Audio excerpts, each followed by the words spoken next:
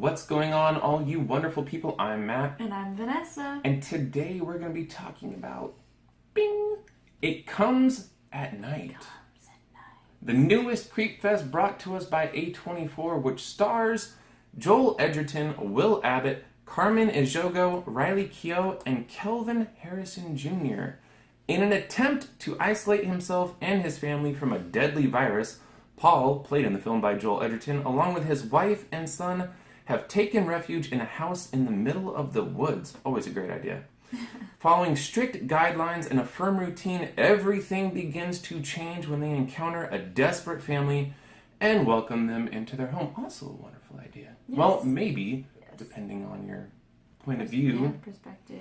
Which is actually what this whole entire movie is about. And as I know, I already mentioned A24, but I'm going to mention them again because, in my opinion, they have actually become a more prominent film studio. Yes, they are. They're coming out with some great films. They're coming out with some great films. I mean, they've given us Ex Machina, Moonlight, A Most Violent Year, and then also, in recent memory, some of the most memorable horror films to date, like Green Room and, of course, The Witch. Yeah. But this movie might be a little bit misleading based on the trailers. Yes, in my opinion, I feel like we were a little bit misled by the trailers. I believe that I thought that I was going to be watching a more intense, active film, but it's less scary, like in your face scary, and it's more sink into your skin. This could actually happen, creepy. Right, and I mean, well, I feel like it's fair to say we both like horror movies. Well, yes. Yeah. Good horror movies. Yes. And I said we're not, Halloween slasher. We're not into that. This is actually the horror movie that we are into that we thought we were going to walk into. I know what I'm trying to say. Yes, this based is on more the trailers, of our style of horror. It's more creepy than it is slasher flicks. So, right. And we are the kind of people who appreciate that. We were just caught off guard, I believe. Yeah, and we were interested in this movie. And based on the trailers, it looks like something more supernatural. Like something is going to come and get you at night. It's not really the case. And as you said, this is more like a slow burner, more realistic. It's very realistic, and it's also very humanistic, but it's still a horror film. Yes. And just to kind of get into the movie, the acting is superb. The film is incredibly acted and filmed. It looks good, and all of the acting is superb. Yeah, really the only standout in my mind was Kelvin Harrison Jr. He hasn't done a whole lot. He looks like a young kid. He is. He's 20-something. But maybe. He is central to this movie, and he does a great job. And of course, Carmen Ejogo, Joel Edgerton, they're all good. They all work, and they work as a family. Yeah, and great chemistry between everybody. Because, this movie really relies on the acting. Yes. You only have 6 people in the movie. Really? That's all you have, and you're limited in your location of so the movie house. Yeah, the movie relies on acting. Everybody does a great job, and as you said, it's well directed. I have his name here somewhere. Trey Edward Shults. This is only his second feature film. He wrote and directed this movie, and hats off to him because he has created something dark and ominous. And also kudos for using natural lighting. Well, it worked. The effect is fantastic in the film. It really is because this is a point where they really use lanterns, flashlights, and so you lose a lot of light in a film like this because you don't have the natural light. I thought it was fantastic. It creates that realistic effect, which they rely on in this movie. And as it's been pointed out, in some films, what you don't see is scarier than the things you do see, and I feel like that works really well in this movie.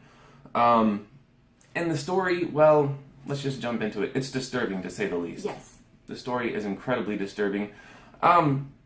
And it speaks a lot to fear and paranoia. And how one person or anybody would respond in certain situations, especially in a movie like this where, for all intents and purposes, it could be post-apocalyptic.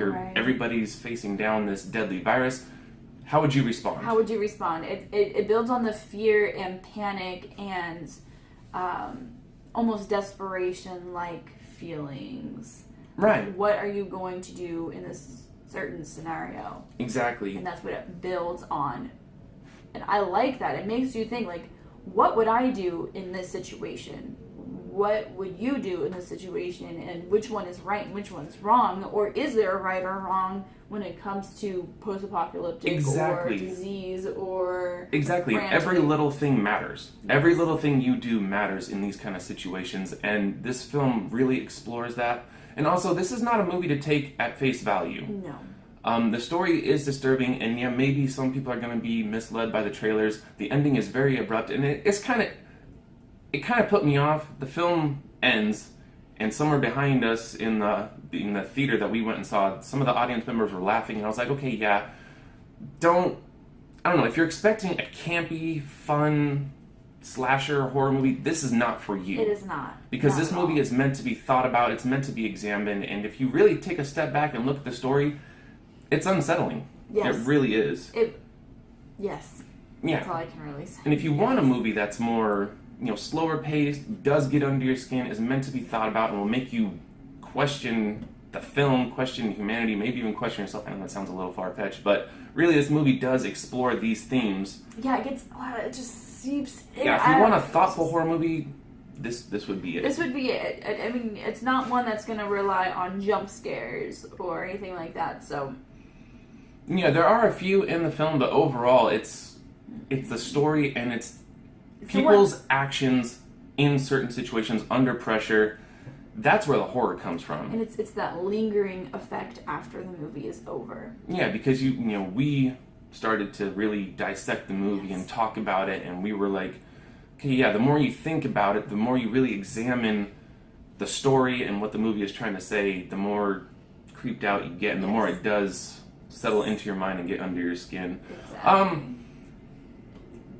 I can't really say I enjoyed the movie, because this is like one of those stories, you can't leave the theater and be like, well, I had a great time. No. Yeah, no, it's not a story that you enjoy watching. It's filmed fantastic. It's a good movie. It is, and that's where I was going with that. I can't say I had fun, but I do commend not only Trey Edward Shults for writing and directing such a disturbing and heavy film, but the acting was great. Everything about it really was great. Yes. The only problem I have is that it does leave you with questions. It leaves you you think you answer one question and you've actually created two other questions. It's one of those, like, you're trying to figure it out and it doesn't work. I think that they needed to do something additional. I don't know. To leave you feeling like you watched a complete story. Yeah, and it's hard to talk about because we would start spoiling things for you guys, and we're not about that. But yeah, the questions that I had, I really couldn't let go for the movie's sake. It was like, no, I really want to know what happened. I really needed answers. That's really my only problem with the film. Like I said, everything else, well directed, well written, well acted. I'm giving it a B+.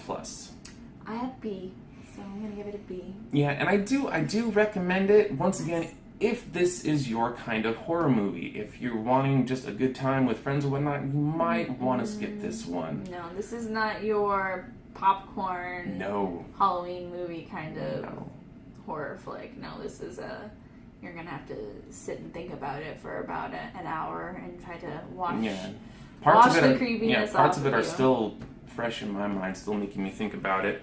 But yeah, that's it. Thank you guys so much for watching. And of course, if you have seen It Comes at Night, let us know what you thought about it. We would love to know. Yes. And yeah, if you like this video, hit the like button. If you want to see more of our creepy?